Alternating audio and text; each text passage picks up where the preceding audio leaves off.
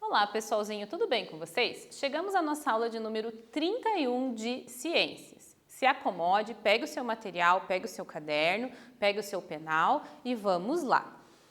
Na aula passada, nós estudamos sobre a forma de dar nome aos seres vivos, a nomenclatura científica e como que nós temos que estabelecer regras importantes para que os cientistas ao redor do mundo inteiro consigam se entender. E quando for citada uma determinada espécie de ser vivo, ele saiba exatamente de qual ser vivo estamos falando. Então, nós vimos que todo nome científico deve ser escrito em latim. Ele deve ser formado por duas palavrinhas. A primeira é o gênero, sempre escrito com letra maiúscula. A segunda palavrinha é o epíteto referente ao nome da espécie, escrito em letra minúscula, e ambas essas palavrinhas destacadas do texto. Pode ser escrito em itálico, negrito ou sublinhado. Muito bem. Então, pessoal, na aula de hoje a gente vai entender como que essa biodiversidade de seres vivos do nosso planeta foi organizado em 5 grandes reinos de seres vivos. Esses reinos englobam filos e todas aquelas outras categorias taxonômicas propostas por Linneu lá no século XVIII. Até hoje, pessoal, a gente utiliza aquela mesma classificação estabelecida por Linneu. Então, a espécie são indivíduos que pertencem ao mesmo grupo, que são semelhantes entre si, capazes de se reproduzir e gerar descendentes férteis. Espécies semelhantes são agrupadas dentro de um mesmo gênero, os gêneros dentro de uma mesma família, as famílias similares dentro de uma mesma ordem, as ordens parecidas dentro de uma mesma classe, as classes similares dentro de um mesmo filo e todos aqueles filos que possuem seres vivos semelhantes dentro de um mesmo reino. E são esses reinos que nós vamos estudar na aula de hoje. Mas vamos pensar um pouquinho. Será que os reinos propostos por Linneu lá no século XVIII são os mesmos até os dias de hoje? Responda aí no seu caderninho. Eu trouxe a classificação de Linneu aqui para vocês se inspirarem nessa resposta. Será que os reinos propostos por Linneu são os mesmos até hoje? Não esqueça de escrever o porquê.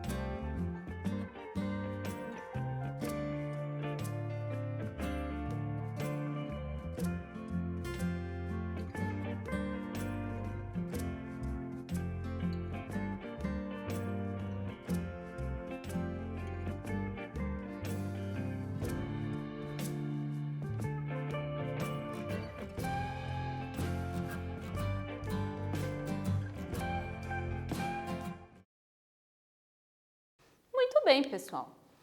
Em parte, sim. Em parte, até os dias de hoje, nós usamos seres vivos, reinos criados por Linneu. Porém, com o avanço da tecnologia e com o desenvolvimento do microscópio, foi possível descobrir novos seres vivos que foram, consequentemente, agrupados em novos reinos. Então, em parte, ainda temos os reinos criados por Linneu, mas também temos a criação de novos reinos de seres vivos.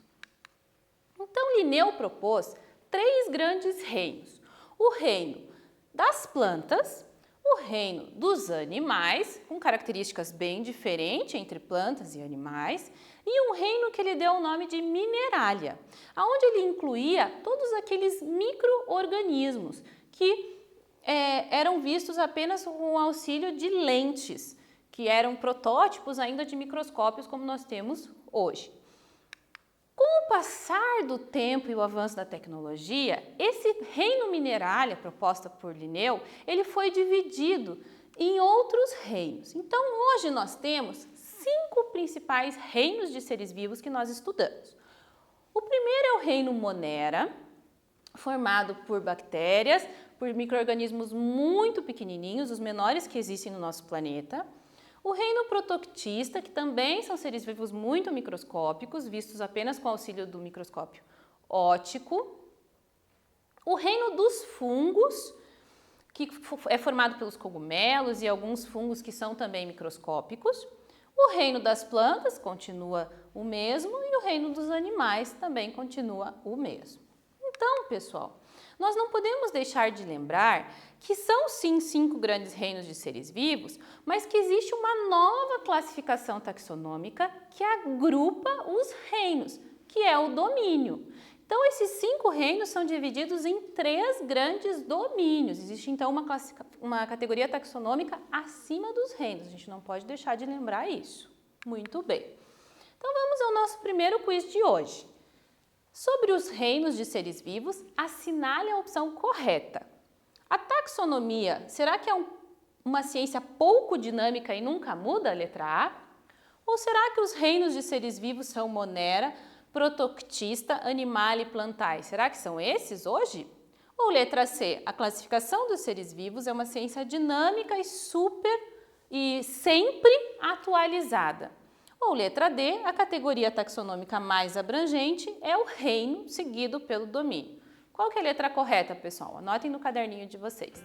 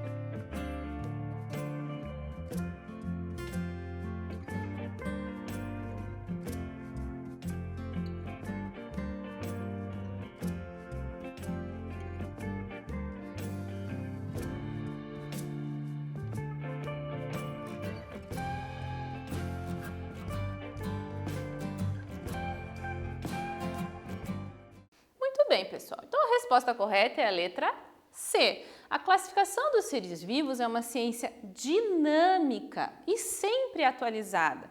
Quanto mais nós estudamos um determinado ser vivo, uma determinada espécie, mais características nós conhecemos sobre ela e às vezes é necessário mudar a sua ordem, a sua classe, o seu filo, até mesmo a sua família, certo, pessoal? Então, ela é uma ciência sempre dinâmica.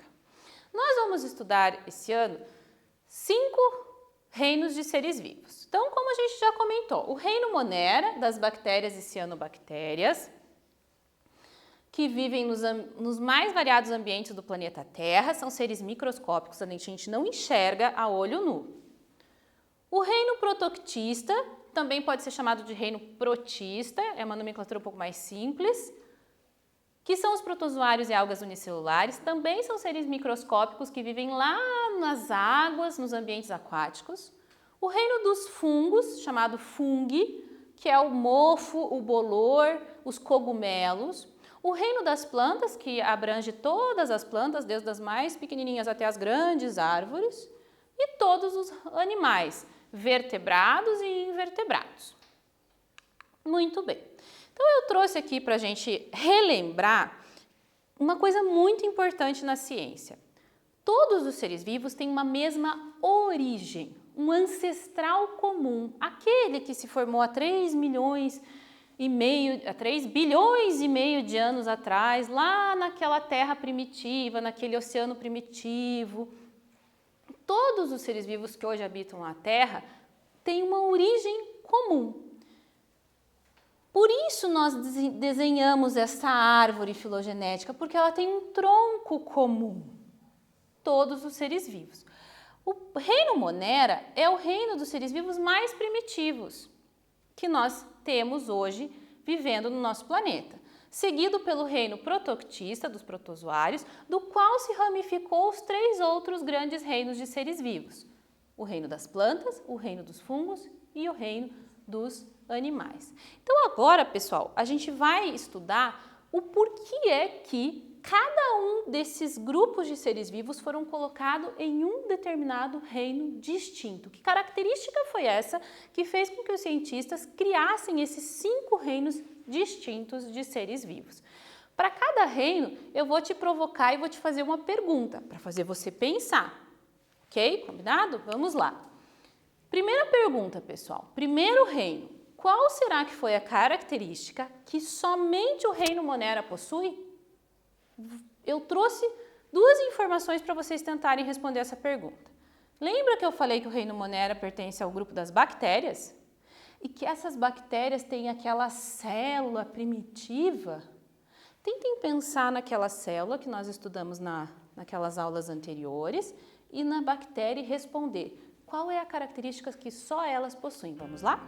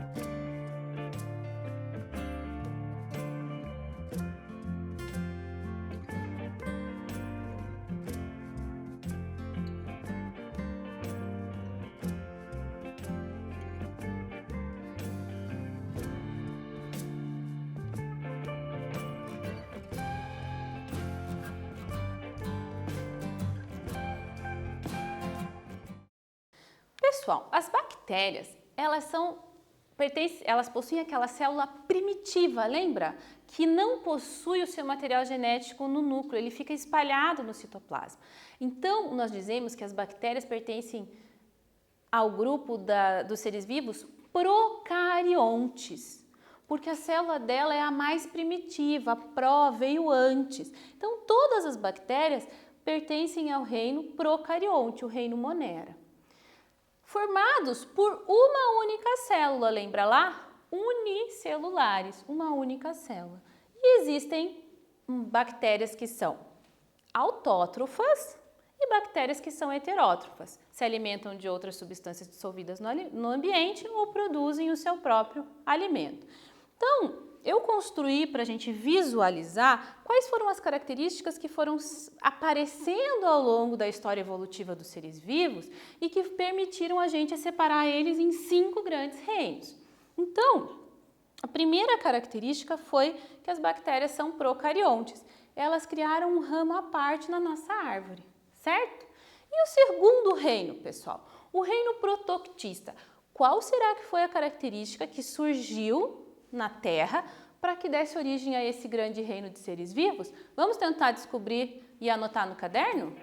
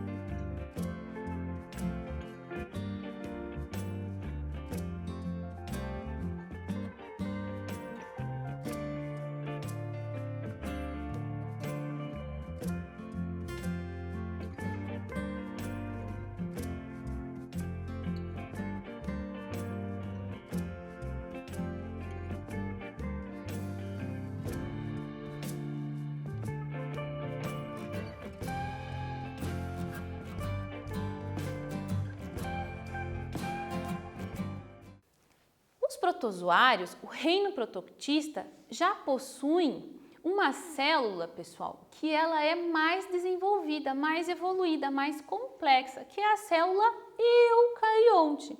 Então, todos os indivíduos do reino protoctista são eucariontes. Tem a célula formada por um material genético que está guardado dentro de um núcleo, envolto por uma membrana, a membrana do núcleo chamada carioteca, por isso eucarionte.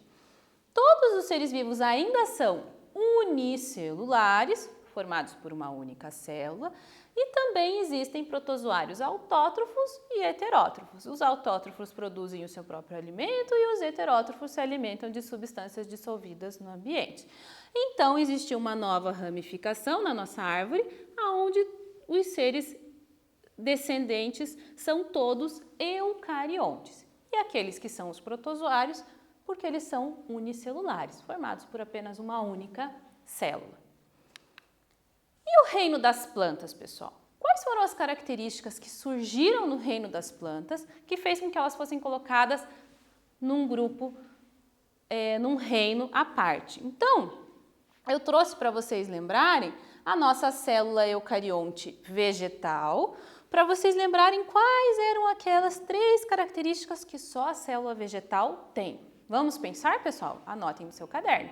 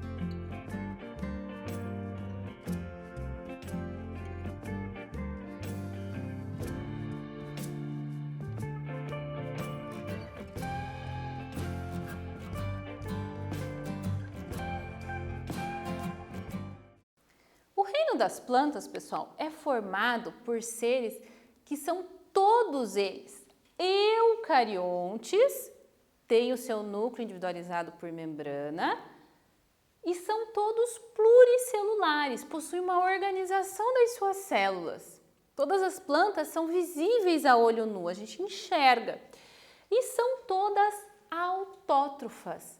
Lembra que a célula vegetal possui aquela estrutura chamada de cloroplasto, capaz de fazer fotossíntese produzindo o seu próprio alimento e de quebra ainda liberando oxigênio para a atmosfera? Então, todas as plantas são pluricelulares, surgiu um novo ramo na nossa árvore e elas são todas autótrofas. Muito bem.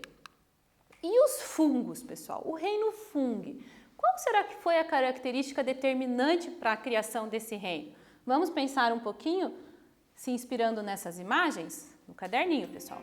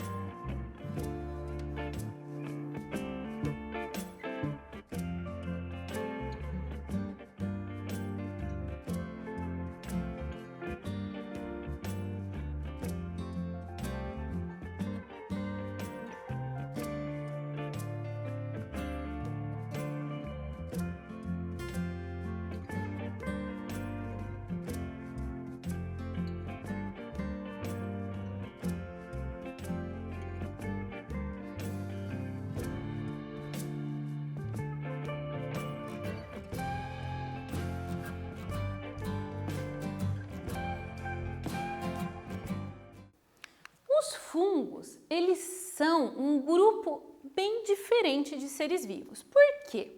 Porque os fungos, eles são todos eucariontes, possuem aquela célula com núcleo individualizado, mas existem fungos que são unicelulares, mas eles vivem em colônias e aí tornam-se visíveis. Então, ele pode ser unicelular e a grande maioria é pluricelular, que são os nossos cogumelos. E outra característica que difere os fungos das plantas é que eles possuem a capacidade de dissolver a matéria orgânica e se alimentar dessa matéria orgânica dissolvida. Lembra que eles são decompositores de matéria orgânica? Lembra quando estudamos a cadeia alimentar, que eles são o fim da cadeia alimentar, porque eles são o pessoal da faxina, que é capaz de decompor aqueles restos de seres vivos e devolver aqueles nutrientes para o ambiente? Então, os seres do reino dos fungos são capazes de decompor a matéria orgânica. E na célula deles, eles têm uma estrutura diferente da célula vegetal. A célula vegetal tem a sua parede celular formada por celulose. E o fungo é formado por quitina. São substâncias bastante diferentes. Muito bem. E chegamos aos animais. Quais será, pessoal, que são as características que colocam os animais dentro de um reino só para eles? Vamos pensar e anotar no caderno? Eu trouxe para vocês se inspirarem aquela nossa velha conhecida, nossa célulazinha do estômago, o esquema daquela célula eucarionte animal, para vocês tentarem lembrar um pouquinho quais são as características que só os animais têm.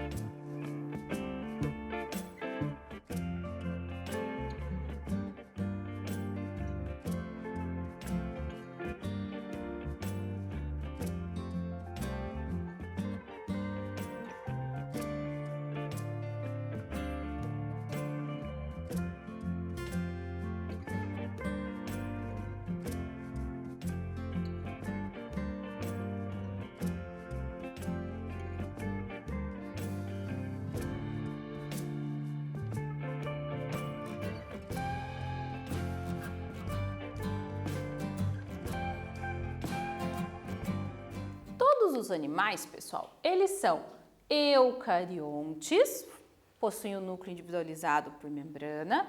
Eles são pluricelulares, formados por várias células, eles possuem uma organização celular. E todos os animais são heterótrofos, eles se alimentam de substâncias que estão dissolvidas no ambiente. E por isso eles acabam gerando um ramo novo na nossa árvore. E uma característica muito importante do reino animal, pessoal, é que os animais desenvolveram a capacidade de armazenar açúcar no seu organismo. E isso também fez com que eles se desenvolvessem para se tornar seres que são heterótrofos, que se alimentam de substâncias dissolvidas e ainda têm a capacidade de armazenar esse açúcar, esse glicogênio no seu organismo. Então, a gente pode observar, pessoal, que existem diferenças muito importantes entre os reinos de seres vivos, relacionados ao tipo de célula que eles possuem, à quantidade de célula que eles apresentam e ao tipo de alimentação que eles desenvolveram ao longo da história evolutiva. Muito bem. Vamos a um quiz então da aula de hoje. Quais são as principais características utilizadas para classificar os seres vivos nos 5 reinos? Será que é a letra A, o tamanho e o formato das células e a forma de alimentação? Ou a letra B, o tipo e a quantidade de células e o tipo de reprodução? Ou a letra C, o tamanho e o formato das células e sua forma de respiração? Ou letra D, o tipo e a quantidade de célula e a forma de alimentação? Anote aí no seu caderninho qual seria a resposta correta.